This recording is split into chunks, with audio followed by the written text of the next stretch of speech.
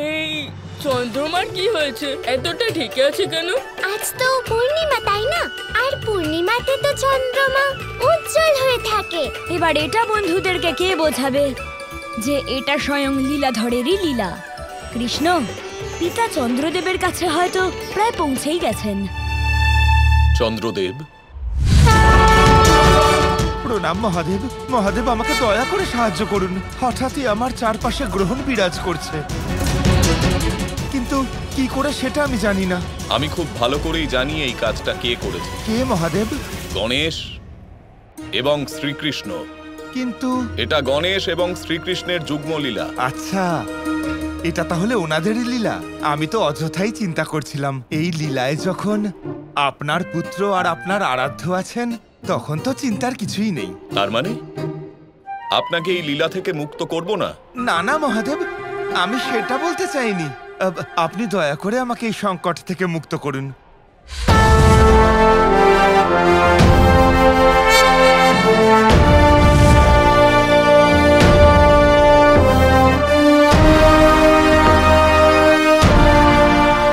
আপনাকে অসংখ্য ধন্যবাদ মহাদেব। মহাদেব, কেমন চলছে ওনাদের লীলা? যেমনই চলুক না কেন, আর বেশিক্ষণ চলবে না। সময়টা কোনো ব্যাপারই নয় মহাদেব, যত সময় লাগুক না কেন। আমি তো শুধু শ্রীকৃষ্ণ এবং গণেশের লীলা দেখার জন্য অধীর হয়ে আছি। আর কোনো লীলা হবে না চন্দ্রদেব, কারণ ওনাদের এই লীলা আমি যে ভঙ্গ করে দিয়েছি। যদি আমি ওনাদের দুজনের কথা শুনতাম, তাহলে আমাকেই কৈলাস ছেড়ে অন্য কোথাও যেতে হতো। কিন্তু আমিও স্পষ্ট বলে দিয়েছি যে আমি আমার কৈলাস ছেড়ে কোথাও যাব না। তাই আর কোনো চিন্তা নেই চন্দ্রদেব।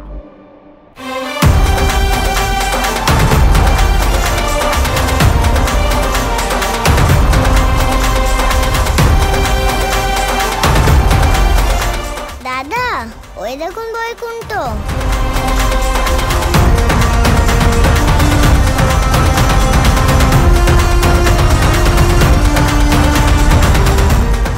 এই জায়গাটা তো খুবই সুন্দর, আমাদের বৃন্দাবনের থেকেও সুন্দর।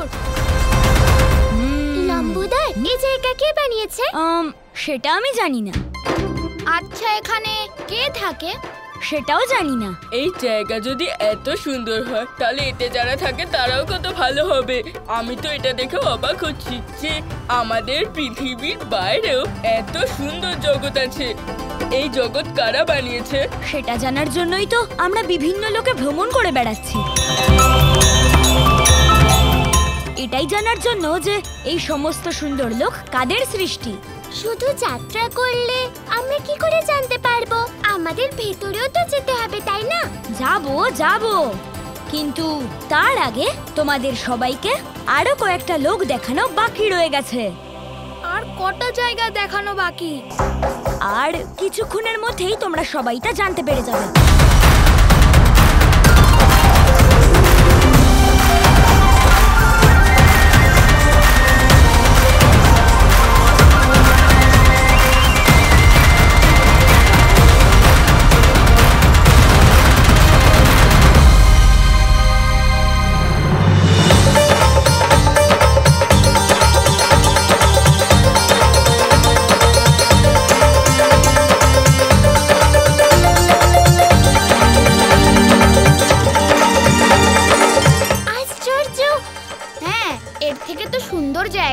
হতেই পারে না। এই জায়গার নাম কি? গোপাল, এটা তো ইন্দ্রলোক।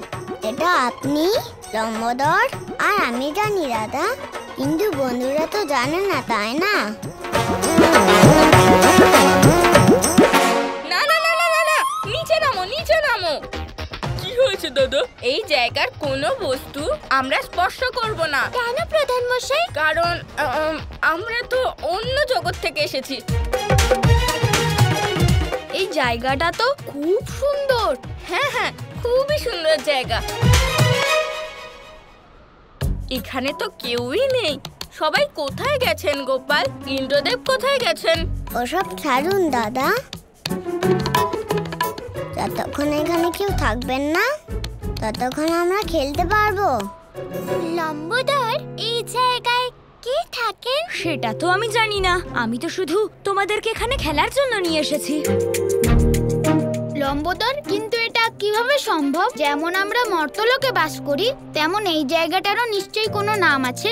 নিশ্চয়ই কেউ এখানে থাকে। সেটা তো আমি জানি না, আমি যতবার এই লোকে এসেছি ততবার আমি এই লোক খালি দেখেছি। এখানে খেলাধুলো করতে খুব ভালো লাগে, তাই না? হ্যাঁ, এখানে খেলতে ভীষণ মজা লাগে। তোমাদের যখনই ইচ্ছে করবে তোমরা এখানে এসে খেলতে পারো।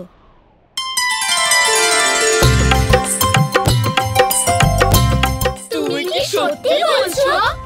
হ্যাঁ হ্যাঁ, তোমরা সবাই এখানে এসে খেলতে পারো, কিন্তু তার আগে সেটা আমাকে জানাতে হবে এখানে আসার আগেই, যাতে আমি তোমাদের এখানে আসার ব্যবস্থা করে রাখতে পারি।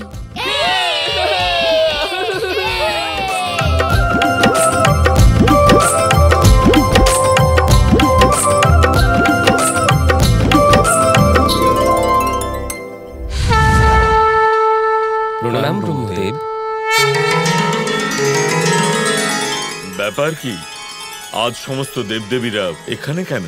হ্যাঁ ব্রহ্মদেব, আমরা জানতে পেরেছি যে আপনি দেবতাদের নিয়ে ভীষণই চিন্তিত। আমি আপনাদের নিয়ে চিন্তিত? হ্যাঁ ব্রহ্মদেব, কিন্তু এটা আপনি নিজেই জানেন না। কি জানি না, স্পষ্ট করে বলুন। এটাই যে মহাদেব আমাদের সবাইকে এখানে ব্রহ্মলোকে আসার জন্য আমন্ত্রণ জানিয়েছেন। মহাদেব কি বলেছেন? উনি বলেছেন যে আপনি দেবদেবীদের নিয়ে খুবই চিন্তিত, আর সেই সমস্যার সমাধানের জন্য উনি আমাদের সবাইকে এখানে ডেকেছেন। নারায়ণ নারায়ণ। দেবর্ষি, আপনি হাসছেন কেন? দেবরাজ, সকল দেবতাগণকে মহাদেব নিজে স্মরণ করেছেন, এই সংবাদটাই পেয়েছিলেন তো? আর এই সংবাদ কারা দিয়েছিলেন? দুষ্টু গণেশ নাকি নারায়ণের বাল্যরূপ শ্রীকৃষ্ণ, যার লীলার ব্যাপারে সমস্ত লোকে সবাই চর্চা করে? হ্যাঁ দেবর্ষি, স্বয়ং নারায়ণ এসেছিলেন। ব্রহ্মদেব আপনাদের সবাইকে নিয়ে চিন্তিত, তাই মহাদেব চান যে সবার সাথে আলোচনা করে এই সমস্যার সমাধান করতে। আর আমাদের কাছে তো স্বয়ং শ্রী গণেশ সংবাদটি এনেছেন। বরুণদেব, আপনি দেরি করবেন না, আপনি এক্ষুনি ব্রহ্মলোকে চলে যান। নারায়ণ নারায়ণ, বোধ হয় আপনারা সবাই ওনাদের কোনো লীলায় আবদ্ধ হয়েছেন। চিন্তা করবেন না, আপনারা সবাই একটু অপেক্ষা করুন, আমি শীঘ্র গিয়ে মহাদেবের সঙ্গে দেখা করে আসি।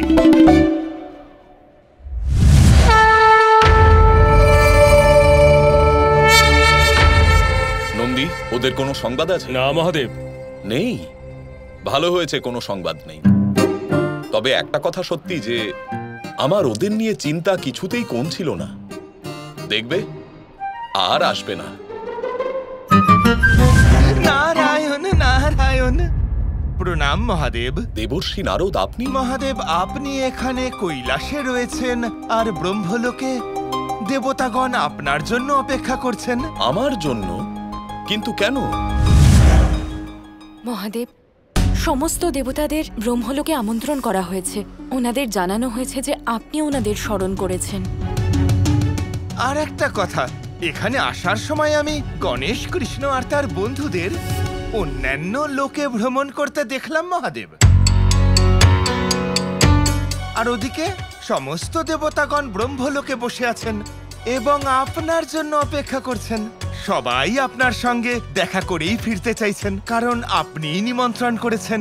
কিন্তু আমি তো কাউকে মোটেই আমন্ত্রণ জানাইনি।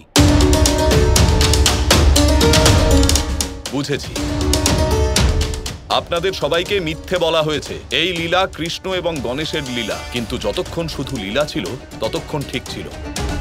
তবে এবার কিন্তু বাড়াবাড়ি হয়েছে। ওনারা আপনাদের সবাইকে মিথ্যে বলেছেন, আমার নাম ব্যবহার করে আপনাদের সঙ্গে ছলনা করেছেন। ওনারা যদি এই ছলনা এখনই শেষ না করেন তাহলে কিন্তু আমি সত্যিই রুষ্ট হব। দেবর্ষি, আমাকে ওনাদের কাছে নিয়ে চলুন। অবশ্যই মহাদেব, অবশ্যই চলুন। গোপাল আর কৃষ্ণের লীলায় মহাদেব আবার রুষ্ট না হয়ে যান। আমারও ওনার সাথে যাওয়া উচিত। মহাদেব, আমিও কি আপনার সাথে যেতে পারি? ওরা তো এমনিও অন্য জায়গায় ভ্রমণ করছে, এখানে তো ওরা আসেইনি। হ্যাঁ, ঠিক বলেছো তুমি। তুমিও আমাদের সাথে চলো। গোপাল জয় গোপাল